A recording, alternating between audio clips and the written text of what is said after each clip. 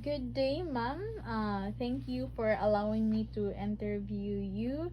This interview is about your experiences and insights regarding mother tongue based multilingual education under the Matatag curriculum.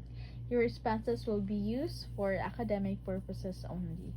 So before we begin, may I ask you to briefly introduce yourself, such as your name, position, and how long have you been teaching?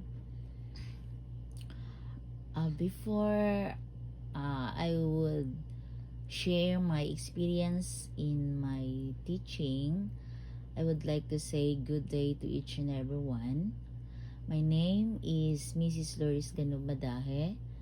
I am an elementary teacher and I've been teaching for 27 years, and at present I am a teacher 3 and handling grade 3 learners in the District of Alicia, Division of Zamboanga, Sibugay. Okay, so thank you for that introduction, ma'am. It helped us to better understand your background and experience. So now let's begin with the first question, which is what have you done to implement mother tongue based multilingual education under the Matatag curriculum? What I did in my grade 3 class, I translated the English and Filipino terms in their local language during discussion, especially in storytelling. Kasi mostly of the learners from the remoted areas, they hardly learn the English language.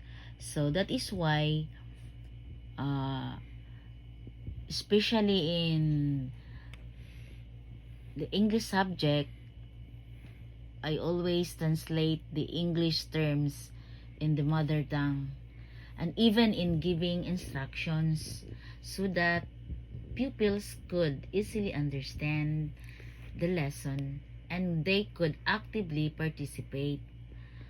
Kasi kung nagtuturo ka, then purely your medium of instruction that you use is English, so uh, walang good result in your teaching kasi hindi nila naintindihan ang tinuturo mo. So there should be a translation on their mother tongue.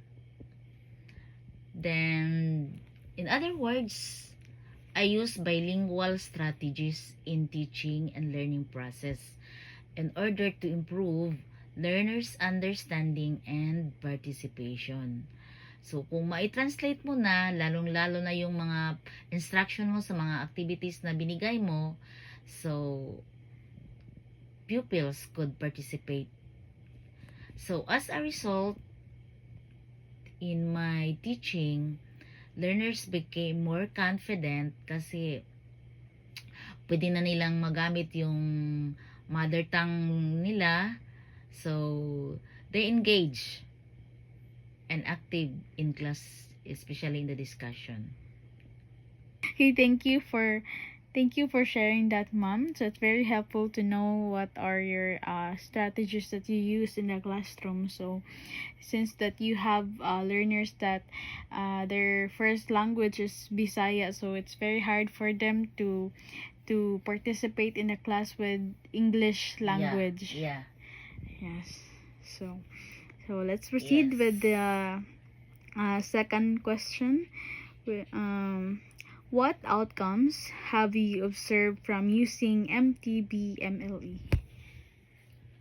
As I've said a while ago, that learners more confident, no, if they're going to use their mother tongue. So for me, based on my experience, learners understand lessons better. So may natutunan sila pag ginamit yung mother tongue. So not all the time nga you are using mother tongue, you also use the medium of instruction, especially in English, then you are going to use also in English. What we did is we are going only to translate it, the English that the hard words in their mother tongue. That's my idea only. Okay, so that's very interesting to hear. So the students becomes more confident to answer your question and participate to your discussion if you are also using the mother tongue, their mother tongue rather. So thank you so much, ma'am. So here for the question number 3. So based on your experience, what are your opinions about MTB MLE? The MTB and MLA in teaching is very helpful, no? Nakakatulong sa mga bata because it allows learners to learn faster using a language they are familiar with. So, kung ginagamitan mo sila ng kanilang language, they can understand better. Kung Filipino, halimbawa dito sa lugar namin, you use all the time the Filipino language. Kasi dito sa mga remote areas, wala ngang mga cellphone. They are not exposed to the new technology. So, wala silang background na ganun. So, that is why there should be an MTB and implement we also implement the MTB and MLE, no, in teaching. Kasi in reality, teaching, no, in remote areas, learners hardly understand, especially in English and even in Filipino. So that is why teachers should use MTB in class discussion. That's only my opinion. Okay, so I appreciate your opinion, ma'am, that you think that MTB MLE is very helpful for the students, especially for the learners that are not exposed to gadgets or high technology, to have an idea of other languages that they can use to learn in class.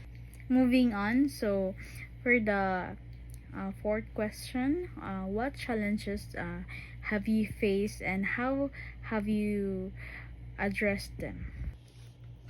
In my grade 3 class, one challenge I faced was that most pupils had difficulty understanding lessons when English was used, which made them shy and less participative.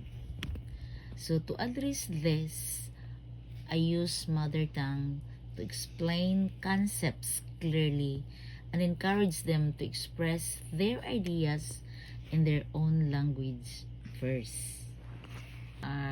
Those what I face during my teaching. Okay, thank you so much, ma'am, for sharing those challenges, and your solutions are very insightful and practical.